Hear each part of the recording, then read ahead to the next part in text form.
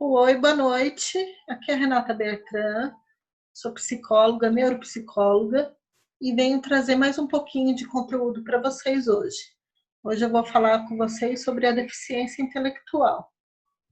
Vou entrar aqui no meu slide e vamos começar. Até meados do século XX, o conceito de retardo mental era baseado exclusivamente nos testes de QI. Um marco importante na nomenclatura foi em 1992, que a Associação Americana de Retardo Mental deu a definição que caracteriza-se por um funcionamento intelectual significativamente inferior à média, que coexiste com limitações a ele relacionadas em áreas de capacidades adaptativas. Mas, assim, essa definição já não é mais usada, já faz algum tempo, tá?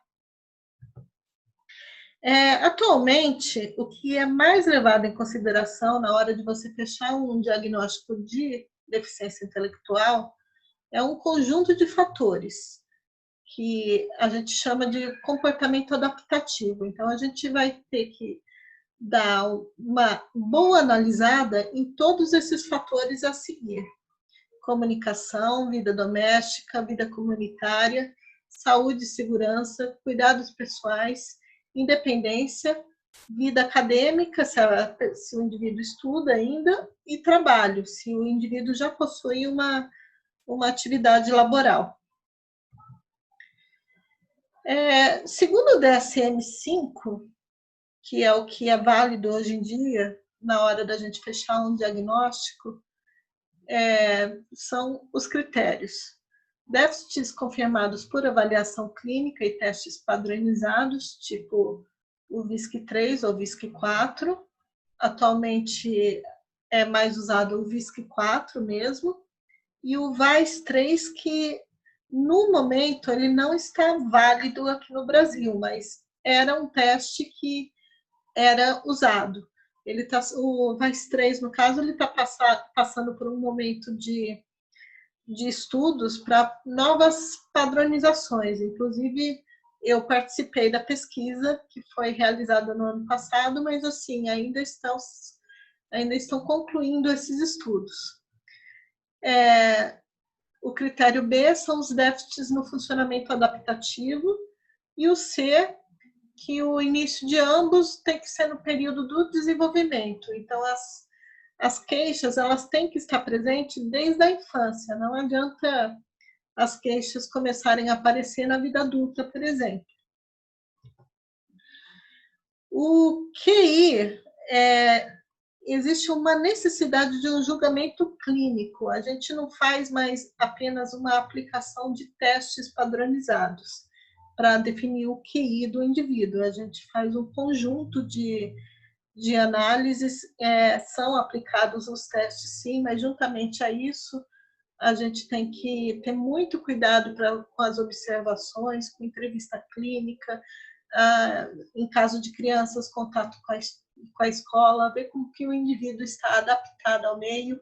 Então, assim, são vários os quesitos que são avaliados na hora de fechar um diagnóstico. Existem algumas classificações, né? O limítrofe, no caso, é um QI na faixa de 70 a 80. Esse diagnóstico não é mais descrito no DSM-5 e não consta da CID-10, mas, assim, existe, né? E é usada como uma condição que pode ser foco de muita atenção clínica, porém não há um critério definido. Por quê? O limítrofe é aquele indivíduo que tem muita dificuldade, a capacidade intelectual dele não está normal, está abaixo do que é considerado normal, mas também não pode ser considerado uma deficiência intelectual ainda. Então, é um sujeito que fica ali no meio entre o que é considerado normal e o que não é normal. E nós temos essas classificações: leve, moderado, grave e profundo. E tudo isso são um conjunto de fatores que a gente tem que avaliar. Existe também a deficiência intelectual não especificada. O que significa isso? Existem alguns casos de indivíduos que, quando a gente vai fazer uma avaliação clínica, a gente não consegue aplicar nenhum teste. Ou porque a pessoa não responde mesmo, por não compreensão do teste, ou por ela não conseguir se concentrar, mas enfim, são indivíduos que a gente não conseguiu uma testagem formal. O diagnóstico foi mais por base de observações. Então, daí a gente não fecha um grau. A gente coloca, no caso, no laudo, como uma deficiência intelectual não especificada. E isso é uma coisa que a gente tem que ter muito cuidado na hora de colocar esse resultado num laudo, por exemplo. A avaliação precisa ser muito criteriosa e a gente sempre tem que fazer uma boa anamnese, bem completa, se necessário até demorar mais de uma sessão para conseguir colher todos os dados necessários. Um exame físico minucioso, que isso muitas vezes vai da parte do médico mesmo.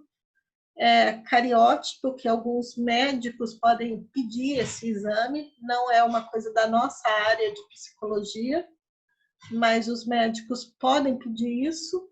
E uma avaliação psicológica ou neuropsicológica para fechar esse diagnóstico.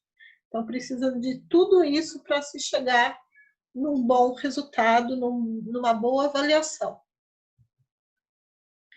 A anamnese bem feita, ela precisa olhar para alguns fatores. História de vida, que são as fases do desenvolvimento, a adaptação social, as doenças, a vida acadêmica ou profissional, o histórico familiar, para ver se aquele indivíduo não tem alguns casos já na família que pode estar justificando uma causa genética, estressores ambientais. A gente também tem que olhar para os tratamentos anteriores, quais médicos aquele indivíduo já foi, quais avaliações já foram feitas, o que já foi feito de tratamento e o delineamento das queixas atuais. Isso é muito importante. E existem alguns sinais prévios, né, que faz a gente ficar mais atento na hora de encaminhar para uma avaliação mais criteriosa, né? Então, alguns sinais que chamam a atenção falar tardiamente, atraso no desenvolvimento psicomotor, neuropsicomotor, um vocabulário reduzido, dificuldade de aprender o alfabeto, cores, noções numéricas, dificuldade com conceitos abstratos, dificuldade com noções de lateralidade, lentidão psicomotora nas atividades, preferência por brincar com crianças menores, ingenuidade e puerilidade. Tudo isso são coisas que chamam a nossa atenção na hora de fechar um diagnóstico para a deficiência intelectual.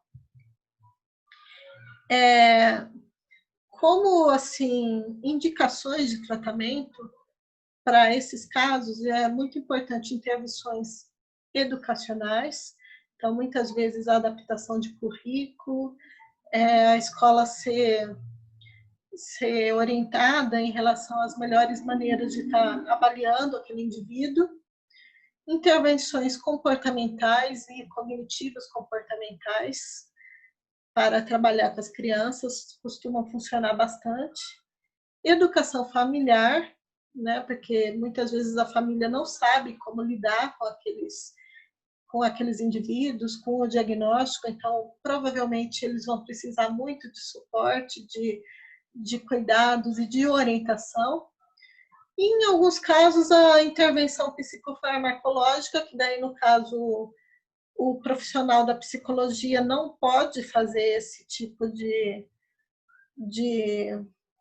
solicitação, mas ele pode encaminhar para um médico, que pode ser um psiquiatra, pode ser um neuro, para poder fazer as intervenções medicamentosas mais melhores para cada problema específico, né? Que podem vir vários problemas associados ao déficit intelectual, como, por exemplo, agressividade, pode vir impulsividade, pode vir dificuldade de atenção, muitas coisas que podem vir junto com o diagnóstico principal de deficiência intelectual. Então, por hoje é só. Se você gostou desse conteúdo de hoje, curte aí o nosso vídeo, comenta aqui no canal, se inscreve aqui no canal para você receber mais conteúdos, tá? Eu pretendo sempre estar trazendo coisas interessantes para vocês. E por hoje é só, tá? Boa noite e até mais.